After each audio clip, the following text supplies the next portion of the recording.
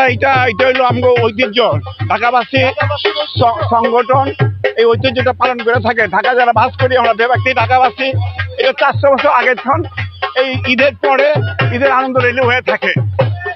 সৈয়দ নজরুল ইসলাম, আমিও ঢাকাবাসী। 1962 সালে ঢাকা এসেছিলাম পিলখানায়, ওখান থেকে আমি ঢাকাবাসী হয়ে গেলাম, এখনো আছি, আমরা ঢাকাবাসী। এই সংগঠন নিরবচ্ছিন্ন সংগঠন, এটা কারো কাছে থেকে চাঁদা নেয় না, কিছু না।